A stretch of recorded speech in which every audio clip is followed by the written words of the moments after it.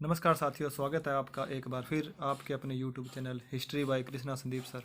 और मैं आपका साथी कृष्णा संदीप सर लेकर आया हूँ आपके लिए इतिहास के कुछ महत्वपूर्ण प्रश्न, भाग संख्या 8। तो चलिए शुरू करते हैं। Question number 1।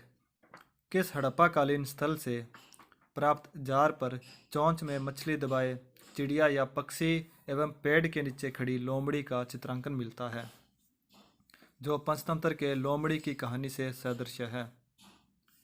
Option number 1 Harappa, option number 2 Mohenjodaro, option number 3 Lothal, option number 4 Rangpur. तो इसका सही आंसर है लोथल। लोथल में एक मृद भांड प्राप्त हुआ है, जिस पर लोमड़ी व एक पक्षी का अंकन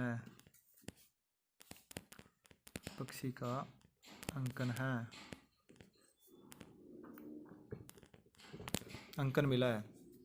इसके साथ साथ तांबे से बनी हुई कुछ पशु पक्षियों की मूर्तियां मिली है, जिनमें बतख, खरगोश,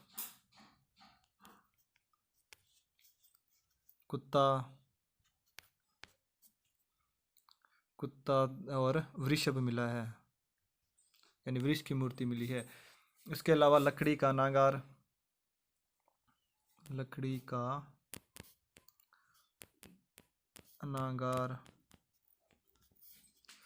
शंख व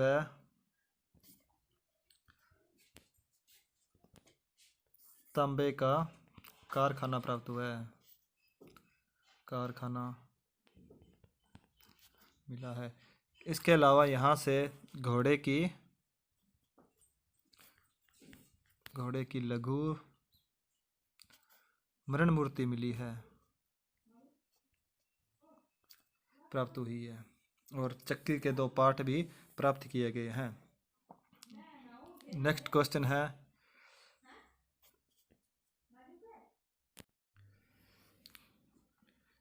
स्वतंत्रता प्राप्ति के बाद भारत में सबसे अधिक संख्या में हड़प्पाकालीन स्थलों की खोज किस प्रांत में हुई?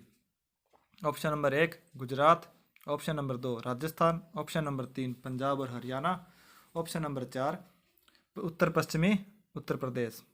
तो इसका सही आंसर है गुजरात।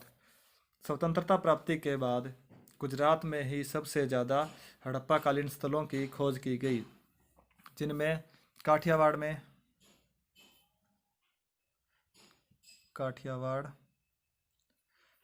से प्राप्त स्थल है। कौन कौन से? लोथल, रंगपुर,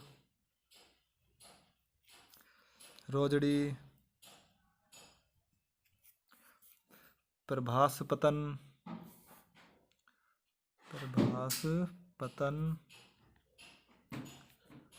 और भगत राव।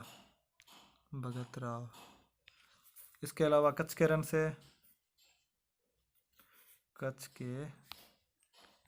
से कौन कौन सी मिली है? धोलावीरा,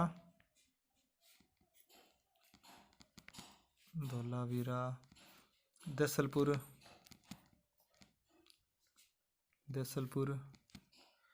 और सुरकोटड़ा। ये सभी उत्खनन कार्य गुजरात के अंतर्गत किए गए हैं।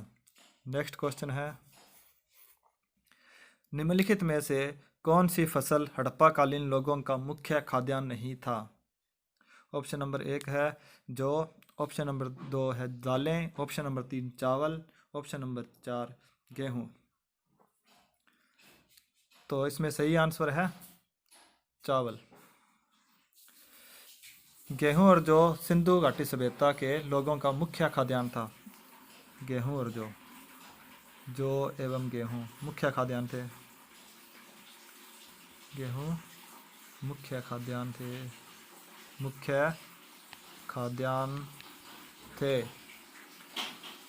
इसके अलावा यहाँ पे कपास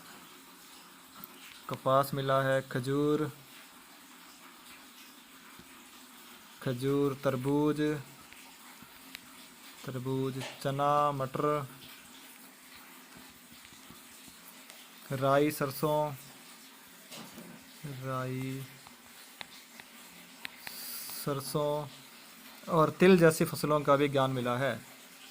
बनवाली से अच्छी किस्म, कहाँ से? बनवाली से, बनवाली से, बनवाली से अच्छी किस्म के जो मिले हैं, के जो प्राप्त हुए हैं। लोथल से चक्की के 2 पार्ट मिले हैं। लोथल, चक्की। इसके अलावा सिंधु सभ्यता के मिट्टी के बर्तनों पर तथा मोहरों पर अनेक पेड़ पौधों का अंकन मिलता है। नेक्स्ट क्वेश्चन है, हड़प्पा का कथन है और उसका कारण है। तो कथन क्या है? हड़प्पा तथा मोहनजोदड़ो अब विलुप्त हो गए हैं और इसका कारण है वे उत्खनन के दौरान प्रकट हुए थे। इसका ऑप्शन नंबर 1 ए और आर दोनों सही है तथा आर ए का सही स्पष्टीकरण करता है। ऑप्शन नंबर 2 ए और आर दोनों सही है किंतु ए आर है जो ए का सही स्पष्टीकरण नहीं करता है। ऑप्शन नंबर 3 ए सही है किंतु आर गलत है। ऑप्शन नंबर 4 ए गलत है किंतु आर सही है। तो इसका सही आंसर है ए और आर दोनों सही है किंतु आर ए का सही स्पष्टीकरण नहीं करता है, क्योंकि मोहनजोदड़ो वर्तमान में पाकिस्तान के सिंध प्रांत के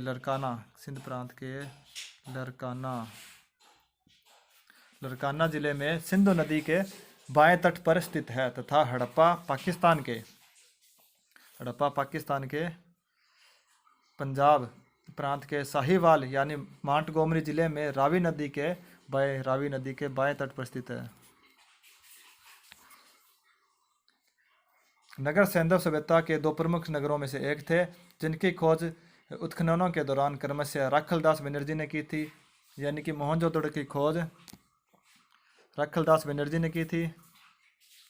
मोहनजोदड़ो की राखलदास ने की थी और हड़प्पा की खोज दयाराम साहनी ने की थी। हड़प्पा की खोज दयाराम साहनी ने की थी। वर्तमान में यह नगर मृतप्राय यानी विलुप्ति की स्थिति में है। इस प्रकार कथन ए और कारण दोनों सही है किंतु कारण है जो कथन की सही व्याख्या नहीं करता है। नेक्स्ट क्वेश्चन है, निम्नलिखित कथनों पर विचार कीजिए। नंबर 1 है, यह प्रमुखतः लौकिक सभ्यता थी, यानी हड़प्पा सभ्यता लौकिक सभ्यता थी तथा उसमें धार्मिक तत्व यद्यपि उपस्थित था, वर्चस्व नहीं था। और पॉइंट नंबर 2, उस काल में भारत में कपास से वस्त्र बनाए जाते थे। उपरोक्त कथनों में से कौन सा कथन सही है यह बताना है। तो इसका ऑप्शन नंबर 1 है केवल 1 सही है। ऑप्शन नंबर 2 केवल 2 सही है। ऑप्शन नंबर 3 कथन 1 और 2 दोनों सही है।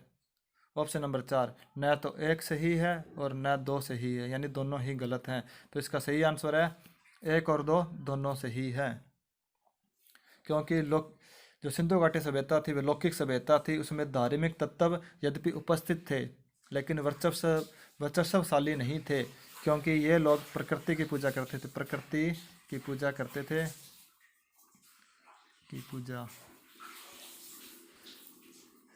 मंदिरों के साक्ष्य नहीं मिलते हैं। मंदिर के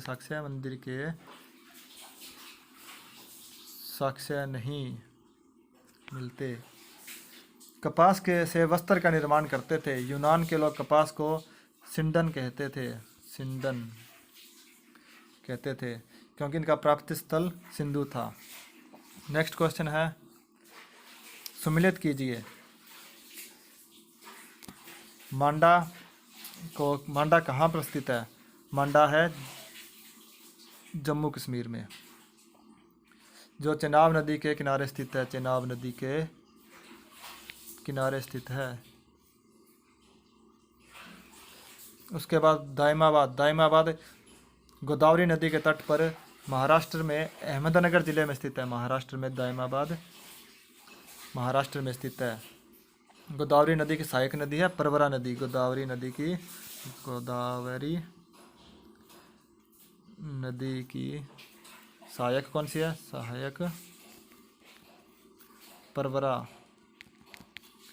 उसके बाद कालीबंगा। कालीबंगा पता ही है सबको, राजस्थान में है, जो हनुमानगढ़ जिले में घग्गर नदी के किनारे स्थित है। घग्गर नदी के किनारे स्थित है। राखीगढ़ी हरियाणा के जिंद जिले में स्थित है। राखीगढ़ी हरियाणा में स्थित है। हरियाणा में जिंद जिले में स्थित है, जो धोलावीरा के बाद भारत में दूसरा सबसे बड़ा हड़प्पा कालीन नगर है। नेक्स्ट क्वेश्चन है, हड़प्पा कालीन स्थलों में अभी तक किस धातु की प्राप्ति नहीं हुई है? ऑप्शन नंबर 1 तांबा, ऑप्शन नंबर 2 स्वर्ण, ऑप्शन नंबर 3 चांदी, ऑप्शन नंबर 4 लोहा। तो इसका सही आंसर है लोहा। हड़प्पा सभ्यता कौन सी सभ्यता थी? कांस्य युगीन सभ्यता थी। कांस्य युगीन सभ्यता थी ये। कांस्य युगीन सभ्यता थी। यहाँ से तांबा मिला है, तांबा की प्राप्ति हुई है, कांसा की प्राप्ति हुई है, स्वर्ण की प्राप्ति हुई है यानी सोने की, चांदी की प्राप्ति भी हुई है, लेकिन यहाँ से लोहे की प्राप्ति नहीं हुई है। हड़प्पा कालीन लोग लोहे से परिचित नहीं थे। भारत में लोहे युग की शुरुआत उत्तर वैदिक काल से मानी जाती है। उत्तर वैदिक काल से मानी जाती है, अर्थात 1000 ईसा पूर्व से मानी जाती है। नेक्स्ट क्वेश्चन है, किस पशु के अवशेष सिंधु घाटी सभ्यता में प्राप्त नहीं हुए हैं?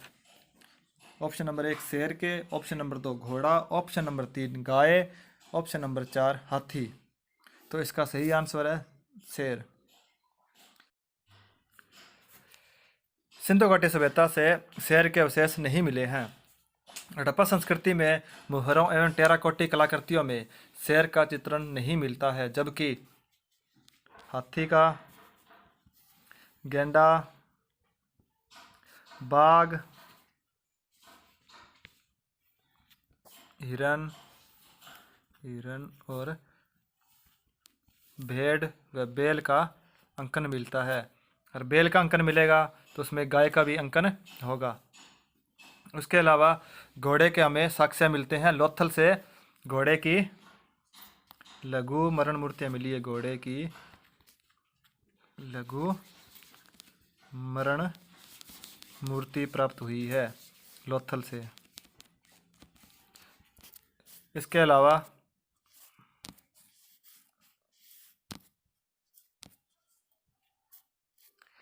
सुरकोटड़ा से घोड़े की हड्डियों के साक्ष्य मिले हैं। हड्डियों के साक्ष्य प्राप्त हुए हैं।